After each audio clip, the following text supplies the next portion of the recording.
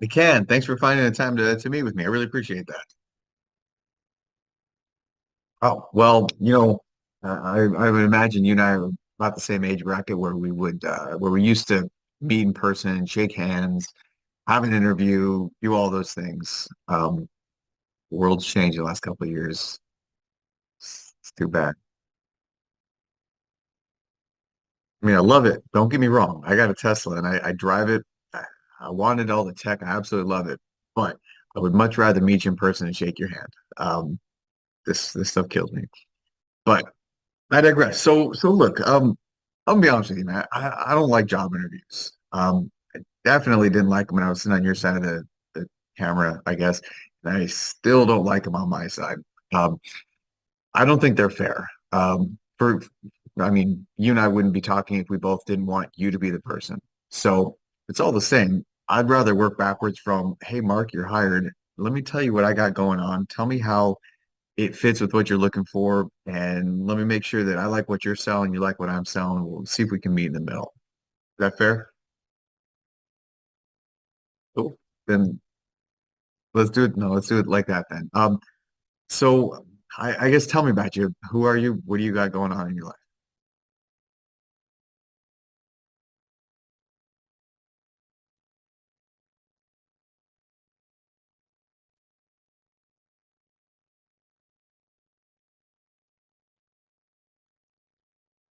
Fascinating.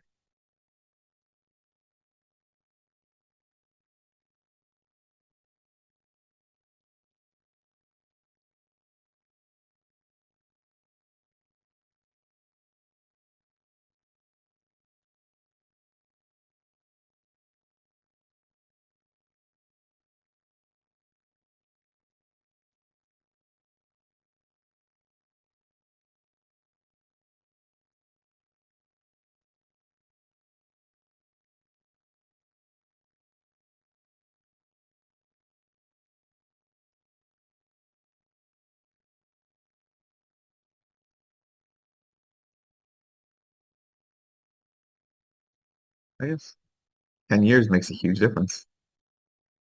I no, I can think back 10 years. The quality of work has diminished enormously in the last 10 years.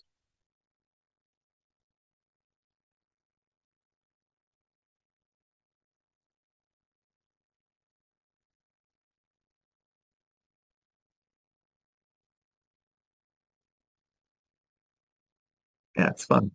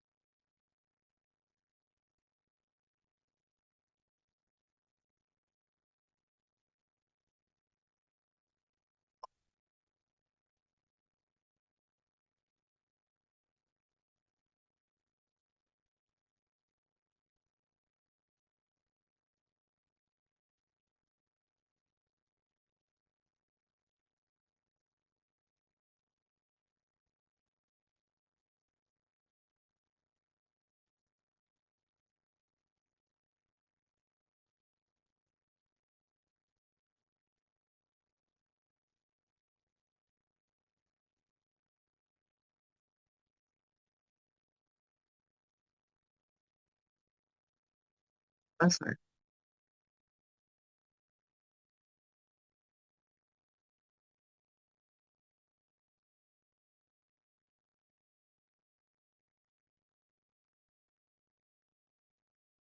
How fun.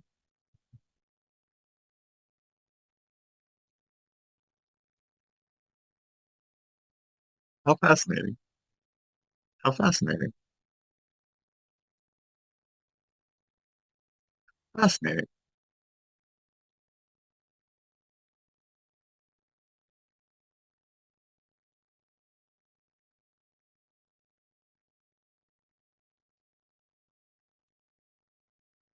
Man, I appreciate the depth of your answer. Normally, when I ask that question, somebody fires back a very brief review of their job history, which I, to be honest, I mean, I can look in a resume for that. I'd rather know the person. I get a brief review of their job history and then an awkward silence. So thank you for going so deep into that.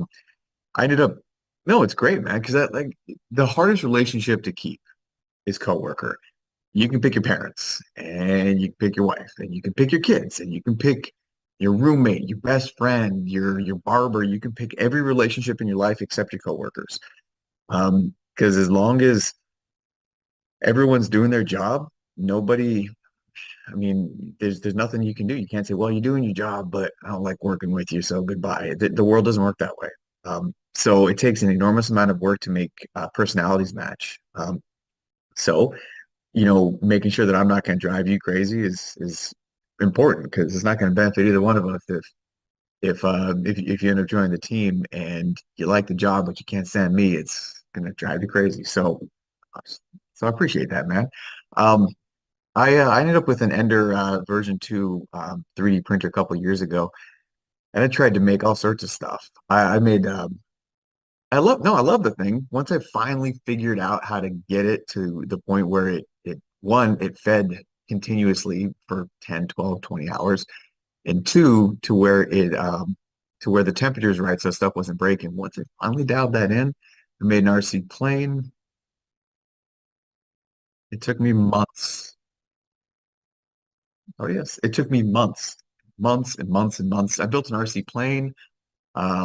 I built all sorts of like nonsense stuff. I was running out of ideas. I tried to build an Iron Man suit. I found a print for that, which is pretty cool. I haven't done it in like 3 years.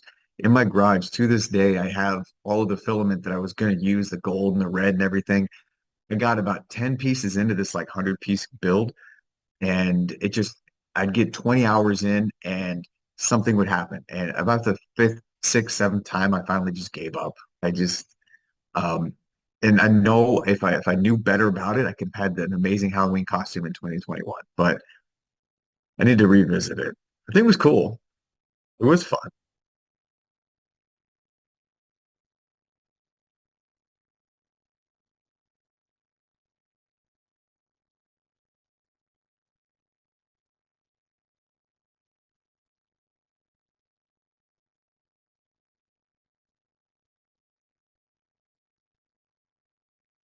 You were right. No, I was going to agree. There were no instructions. I had to figure that out. Um, but I found, and I'm pretty proud of this. So go easy on me.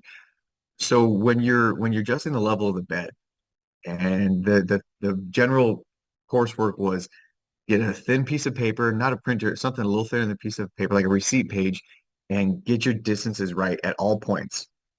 I found that I was better doing it eyeball than the paper itself. I could eyeball it better, and I was pretty damn proud of that. And I get there and I get it just perfect, and I knew it was better. I could eyeball it. I got amazing eyesight, but I had so much fun with that, man.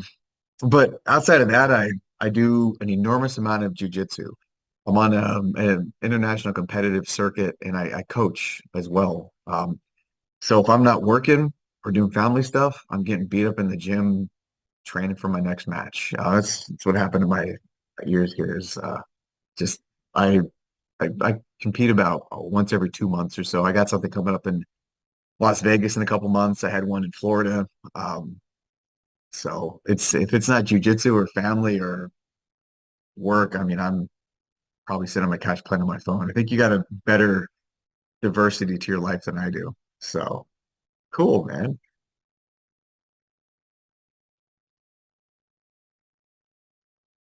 Well, it frees you up to do what you're looking to do then.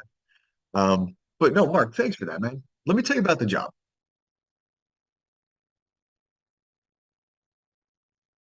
Oh, it is.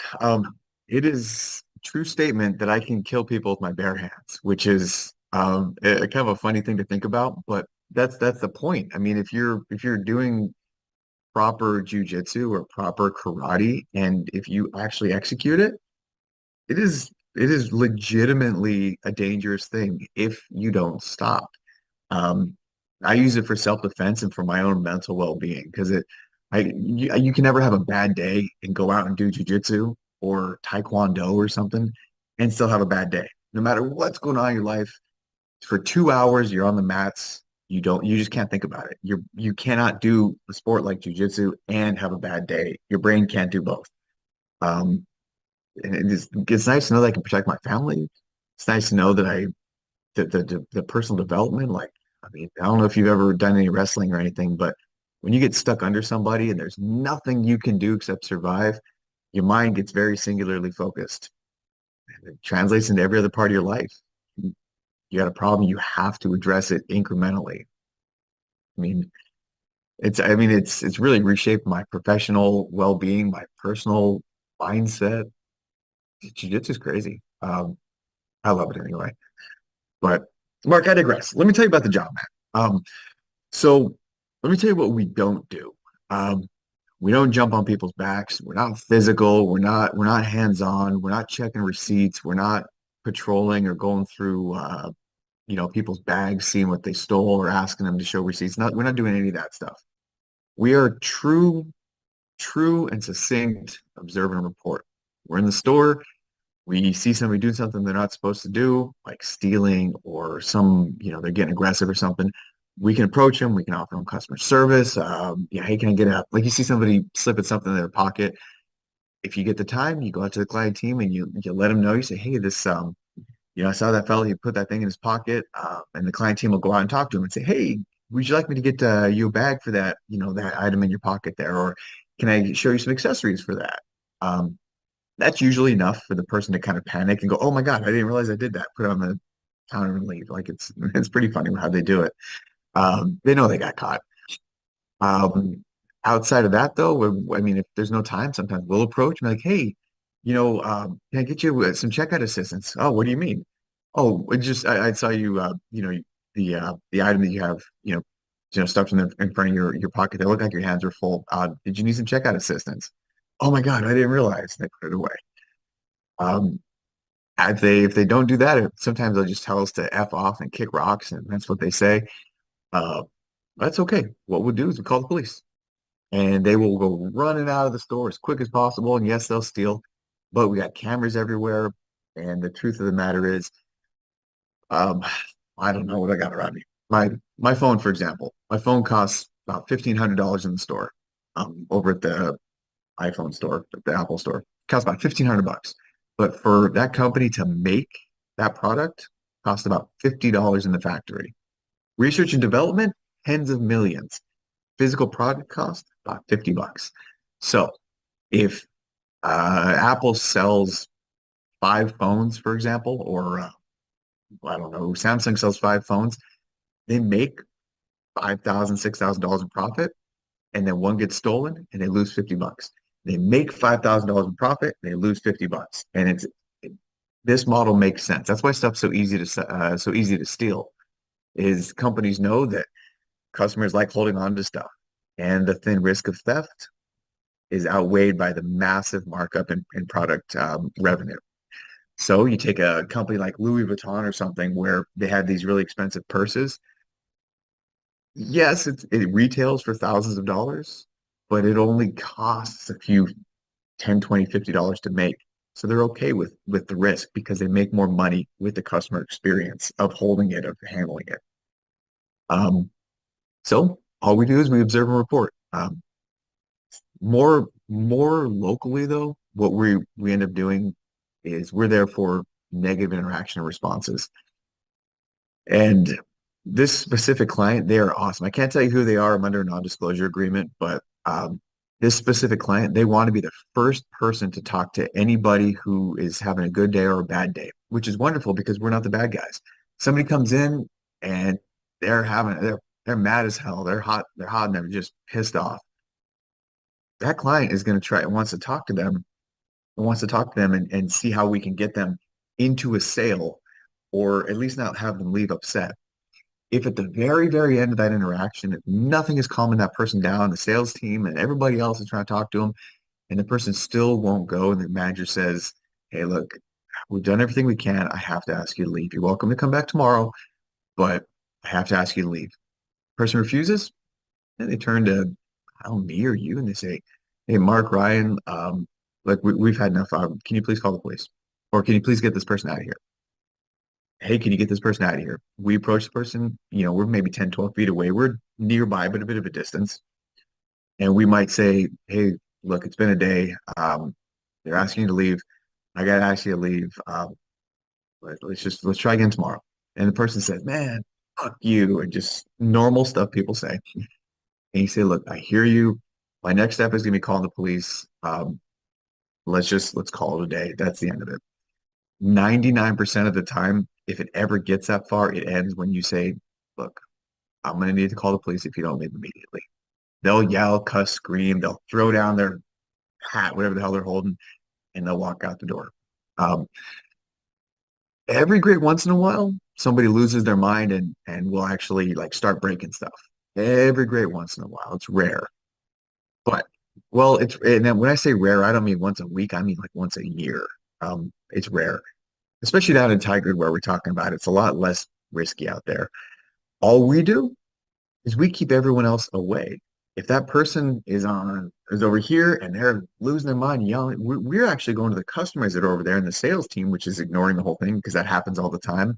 I've actually had it where somebody's yelling, cussing, screaming, and breaking stuff, and somebody on the sales team is immediately next to them trying to focus on their sale. And you say, "Hey," you talk to the sales team and the customer, and you say, "Hey, I have to ask the two of you to give us some space. We have an incident." "Oh my God, what happened?" And it's kind of funny how it works. We create a little mobile exclusion bubble around the incident. If that person walks to the other side of the location, the store, we go with them and we keep everybody else away from over there. They sit down at a table over here, we get everybody out of their table. We can't stop them from moving, but we can make everybody else move. Usually people lose interest and they storm out or they stay until the cops show up. And the cops show up and they go to jail. But that's like once a year, and I can't even think of the last time that happened at Tigard. Like it's been a couple of years. This is going to be the easiest thing that you've ever been paid to do. Not dumb easy, but manageable easy. I just need you to be friendly. Need you to make the sales team feel safe. That's it. That's what they want from us. They want us to pay attention, not use our freaking iPhones and Android phones, and just pay attention and be friendly and make it easier. They actually would prefer if we didn't talk to the customers because the customers get confused when they talk to us. And then they go and they talk to the sales team. I'm a customer and I come up to you and I say, "Hey, here's the 500 issues I'm having with my product here. What do I do?" You can't go to the sales team and say, "Hey, this person said all this." I'm gonna have to repeat it to them too, which pisses the customers off more often than not. So we just say, "Hey, how can I direct you?" "Oh, I got a question on my purchase over here." "Oh, well, I had a question on this sale." "Oh, over here." Whatever. We actually move move customers away from us, getting, so we just are friendly with the client team. I call this blissfully boring because it is a wonderful way to get paid without having to have a lot of involvement in what you do, as long as you don't make it look like we're just sleeping on the wall. That makes sense. So, cool. Um, the the two complaints I get from people, and they're both, yeah, I would say two. There's two. The two complaints I get, well, maybe three. The two ones I get, and the first one goes away in a couple of days, is my feet hurt. That's because, I mean, yeah, we do a break every hour and a half or so and lunch and everything, so you're getting off your feet a lot. However, given the time frames of it's an 8 hour day, so it takes some getting used to. First couple of days, people's feet generally hurt. If you're like me and you sit a lot because I type a lot, going I stand a post for somewhere 3 or 4 hours, my feet hurt. I never do it enough to get for that discomfort to go away. But it goes away in a couple of days. It's pretty quick.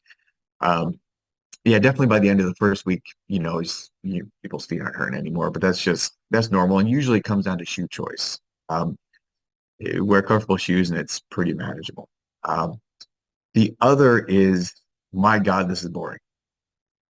But I only ever hear that from young Thundercat kids who think that they are going into some security job, jumping on people's backs and choking people and stuff. Which is, I mean, 20-year-olds, they're fresh out of school and they want to go and do something exciting and adventurous, and they thought they were going to be out messing with transients and all that. We do corporate security. We're there to assist in high level purchases. I mean, welcome to the work world. They don't understand that, but you and I, with experience in the work world, we understand that's not what that's not what needs to be done, and for the better. I can't stand security guards. We're not even. That's why we're not titled as security guards, because that mindset of rough, tough, bully guy checking out everybody's receipts, accusing people of theft. Everyone hates that, so we don't do it because we're shifting the look of what security feels like. You go into Walmart and that dude has to check your receipt. You're not required to stop for him, by the way, but you feel like you're being accused of stealing. Like, I own this. Why are you talking to me about what I didn't steal? Just, I hate it. So there's that. That's what those kids looking for that excitement. I'm offering a paycheck that's steady and easy. Sorry, go ahead. Um, no, it's okay. I know I do a lot of talking, but I can't stand interviews where I fire off a bunch of what if scenarios at you and you do your best to muddle through them, which isn't fair. Because there's no way to answer that question and a what if question without being the hero of the story. I hate those.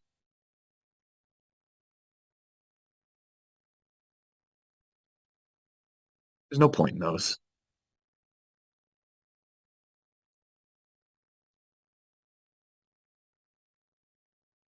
No, I was actually, what's that? So I've been with the company for about a decade now, and I started off in Phoenix, Arizona, about nine years ago now. Yeah, so I was out in Phoenix, Arizona, and the company brought me up here to Oregon, Washington to start up actually our Nike portfolio, which we're no longer with Nike, so I can tell you that. But they brought me up here and somebody else to start up our Nike portfolio, and we oversaw security for Nike World Headquarters for 5 years, and it was enormous. It grew out into an entire nationwide build out, and they had a change in leadership and they want to try somebody else. We're way too expensive. We did a great job, but we're far more expensive than competitors. So, by all accounts, if you ask the company and employees and just general results, me and the team did an amazing job. If you ask Nike about me and about my senior manager and the director and the senior director, the four of us, they took the top four, senior director, director, senior manager, and me. They removed all of us. They said, "We love what you guys do. We'll give you the whole contract, the whole country, as long as you get rid of these four people." And I was one of them. They kept all their supervisors, they kept all the employees. They said, "Everybody else can stay. We just want to get rid of these four people." So I could never explain that to a prospective employer and say, "Hey, look, I got kicked out of a global client. I'm going to do a good job for you." Like, that's why I don't. Why would I ask you to do the same? I can't, and I don't think it's fair. But I digress. I don't like job interviews. Um, so yeah, those are really the two. There's a third thing that every once in a while I hear from people, and just making it doesn't do me any good to snow you. It doesn't do you any good to get snowed. The third thing that I get every great once in a while from people on this job is that they feel kind of helpless. And it's frustrating to watch somebody steal in front of you, flip you off, and walk out the door. But it's okay. We don't care that much. As long as we're doing the job of reporting it, that's all this client wants. I mean, I got a family, man. I don't want to get stabbed. And I know, even if you don't have kids and whatnot, man, you got people that care about you. You don't want to have to get visited in the hospital, getting stabbed over fighting somebody from some stupid designer jacket or something. Like, it's just not worth it. So go ahead, please.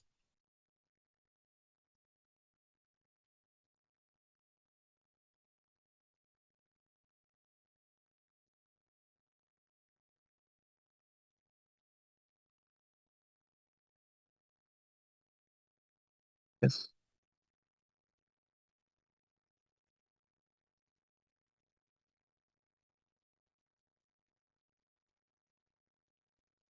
Sure.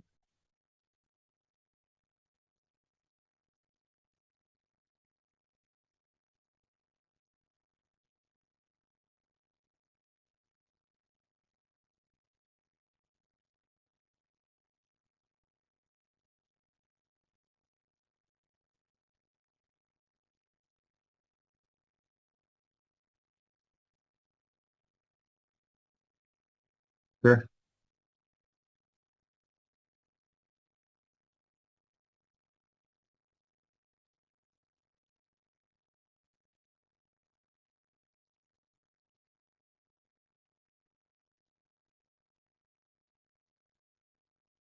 Saw that coming. Sure. No, we have a similar LP. We actually have undercover LP that work in this region also. So you'll end up meeting her, Karina, and so forth. But no, we have the same policies. People can't just come in and pay for it afterwards. But where you had to make a choice between to diffuse an escalating incident, I mean, at least there's merit in what you did. I can see the merit in it. As long as it's a one-off. Yeah. Hmm.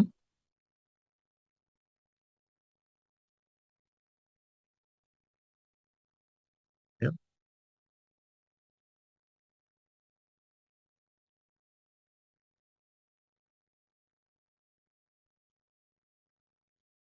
Sure.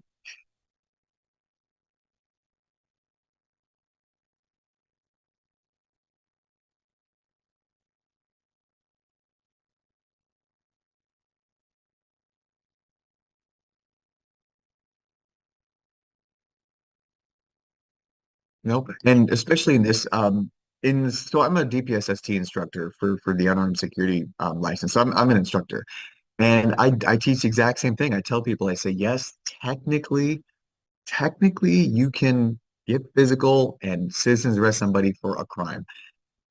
Speeding, if you wanted to citizens arrest somebody for speeding, technically you can. What a terrible idea, though. Because I mean, one, hopefully you win that fight because that person's not going to submit to arrest. Hopefully you win. Two, hopefully you're right. Three, hopefully you had permission. And that last one is kind of the problem where, like with this specific client and with our company says unless you are in the LP portfolio, which is a completely different role, which you and I are not in that. It would be our specific LP team. We don't get physical for anything that's not life or death, fire, flood, or blood. So that our company says no, our client says no, the state says yes, but even if the state said yes and you are correct, the company and the client in almost every situation is going to come back and say, hold on, I know you can, but you're not allowed to.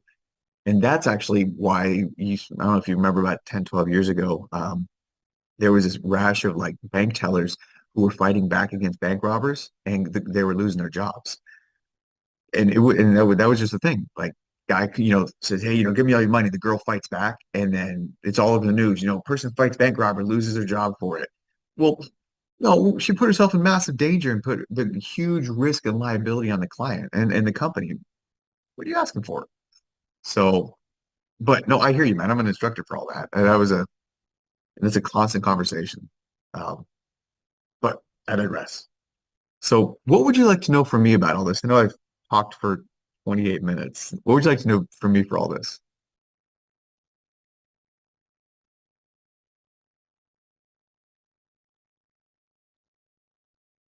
None. We have none. Nope. At least not anything that's going to matter to you. Everything is just there, and if you're not physically there, don't worry about it.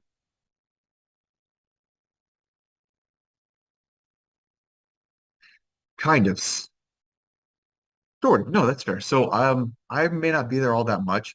I'm the regional oversight for Oregon, Washington, Idaho, Utah, Alaska, a little bit of California. So I'm, I'm regionally responsible for a lot of locations. So I do like for right now we have teams that I have about 20 stores in my portfolio. So and a couple hotels actually. So like I'm talking to you right now, there's teams out there working at about 20 of these different locations. So what we have found as a company is we have a couple of we put skilled people to do their job. And I trust you to do your job. And you'll get to know Manuel and Jamie and Aaron, a couple of fellows, you get to meet some people, which is great. Um, I'm trusting y'all to do your job and the other people at Bridgeport and in Portland and Utah, trusting everybody to do their job. I'm the person that coordinates everything. So so it would be like you and Aaron, for example. To you, just you keep an eye on the store. You're out there, you're standing maybe you're halfway through the store on the back left side, and Aaron's halfway through the store on the back right side. And we're near some accessories and you're paying attention to the accessories. You're paying attention to the customers in the store. A bunch of kids come up and they're trying to put stuff in their pockets. You tell the client team, you let them know. Client team goes up and approaches them. The kids usually put everything back or they just go running out the store. We call the cops. It's that easy. Um, that's the vast majority of it. There's no patrols, there's no cameras, there's no alarm testing or anything like that. We don't sweep the floor or wash dishes or anything. It's literally observe and report. It's truly what it is.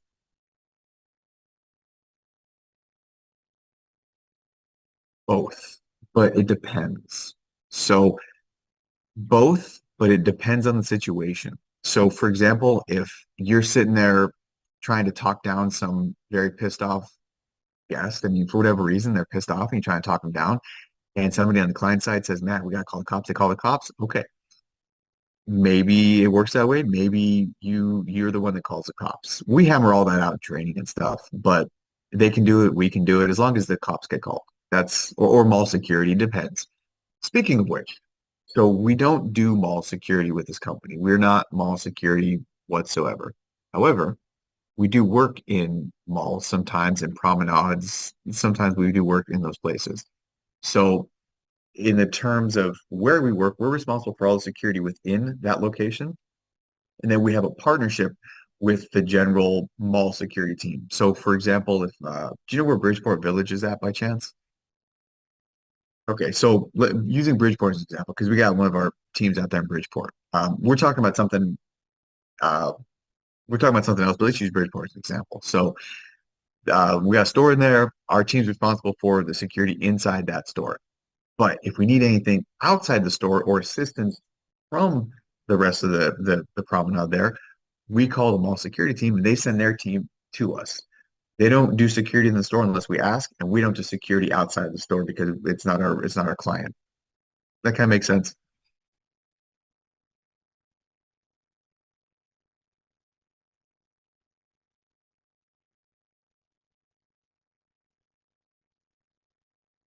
No, I wonder if I know the fellow. I know a bunch of those guards out there. They've been real nice to us. Might actually know Jim. I do know. I know the director. Um, I know the director. I know him quite well. No, you may fit in quite well there then because it's one of those situations where we need a good partnership with them.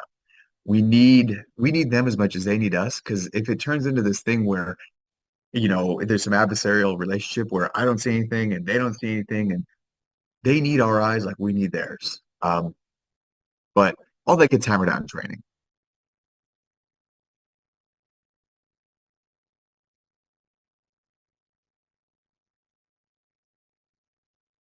Well,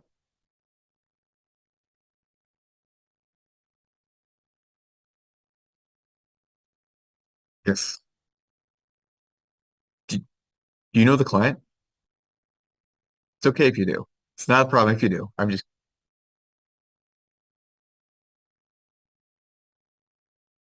Oh, we're higher end than that. No, we're higher end than that. Um, but no, that's okay. We'll talk about all that after you get hired. So, with that being said, Mark, are there any days or times that you're not available? I can kind of give you an idea of what our scheduling looks like. Days or times. I can. Do you only want 24 or are you pretty happy with that? Oh, so you're limited. I know a couple guys in that boat, man. Okay. Well, but I hear you, but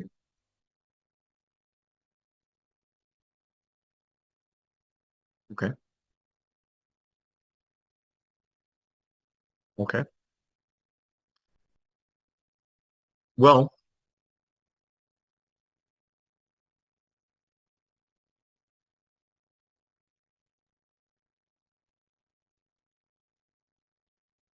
well, how about this?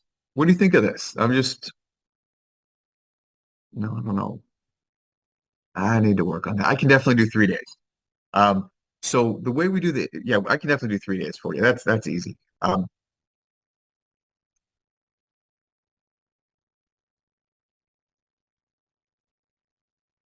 Oh, well, oh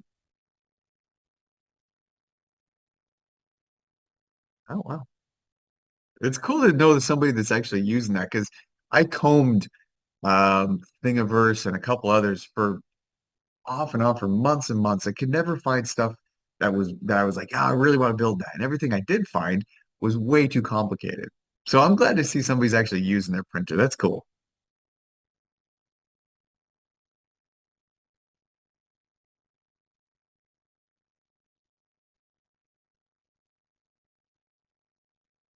I've used I use Tinkercad.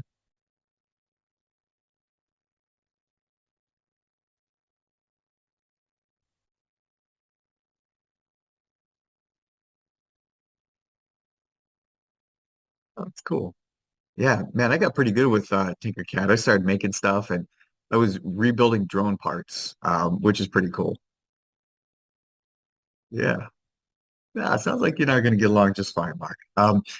Let me tell you this. So we can definitely do 3 days. 3 days is no issue at all. With the option to do more if you want, there's no problem with that. There's one scheduling thing that I don't know how much flexibility I have, and it's terms of the hours.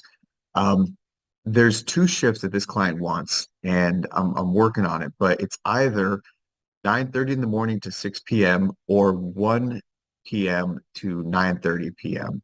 I'm gonna have to do one or both of those depending. It kind of if you're less flexible on the days that you want, I can be more flexible with the hours. If you really want one set of hours or the other, then we'd lose a little bit of flexibility with the work days. That kind of makes sense. Okay. Well, I can probably make that work. Um, so yeah, you're a night guy. Nope, I'm the same way. Well, I don't know how much video games you played. What's that?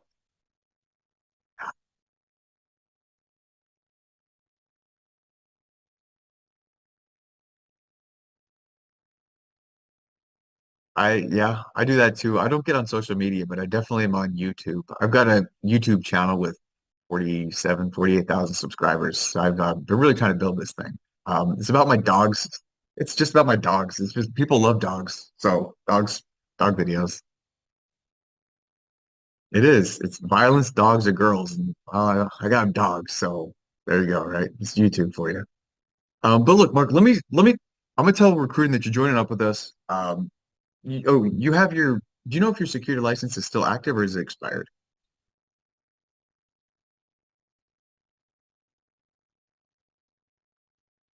Perfect. Is it unarmed or armed?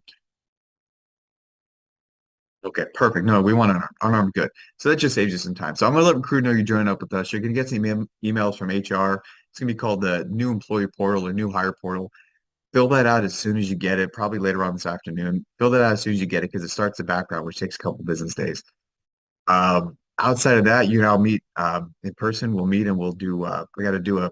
I got to check your I-9 docs. Even though you're going to submit them digitally, I have to physically hold them. So whatever you do for I-9 hiring stuff is going to be just bring that same stuff. We do a quick oral swab drug test that just comes back.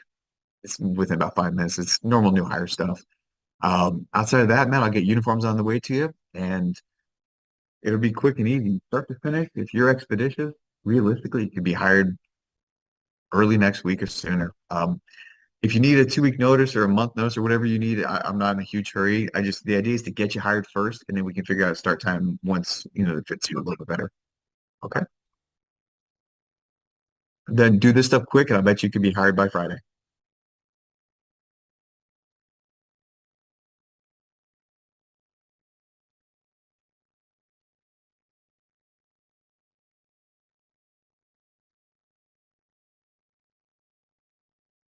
Go go a little bigger. So if you're 36, we'll go with 38. And large, I mean, we can resize. If you get everything, you're like, man, this is too big, this is too small, I'll just send you new stuff. But the way these slacks fit is they're high-waisted and they don't fit like jeans. They fit like slacks. There's no give to them. So for example, I wear about a 30 or even a 28 sometimes with jeans, definitely a 30, sometimes a 28. When it comes to these slacks, I'm easily a 32. It's just there's no forgiveness with them. So if you think, well, okay,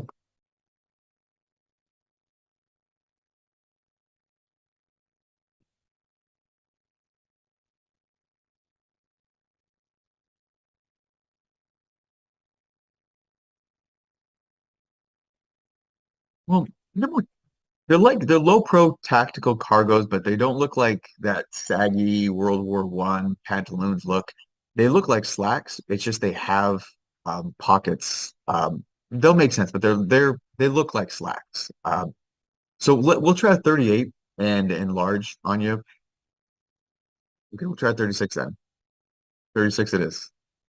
And if okay, cool. But yeah, knock that stuff out. What's that? I don't have either. I have to order them. So what I'll do is I'll order some 36s and we'll go forward from there. If you don't like them, if they don't fit right, I'll just order something else. I don't have the option.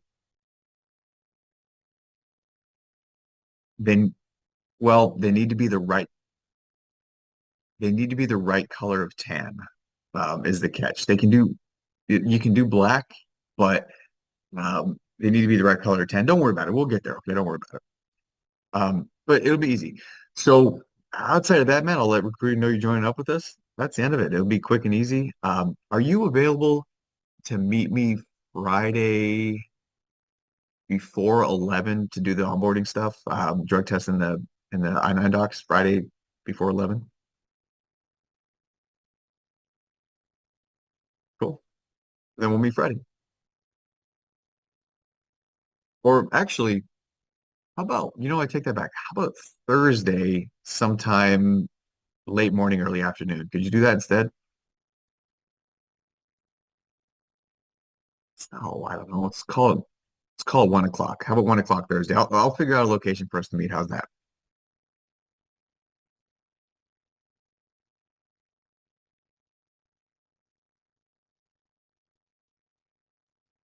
Okay. Well, we'll meet us.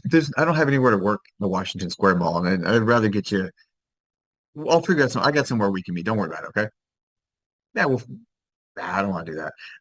We'll find a spot. No, no. I don't want to be at the mall. I hate going to the mall. We'll find another spot. Okay. I'll shoot you a text. I'll figure out a spot, and we'll meet there on Thursday at 1 o'clock. Okay. Cool. All right, look, I'm gonna let crew know you join up with us. You'll get some emails from them. Do those I-9, do that new hire portal as soon as you can, because the sooner you get that done, I've seen people get hired as quick as 2 or 3 days, but it's because you're being fast with it. So if you do it this afternoon, you'll be hired a lot quicker than if you do it tomorrow or the next day.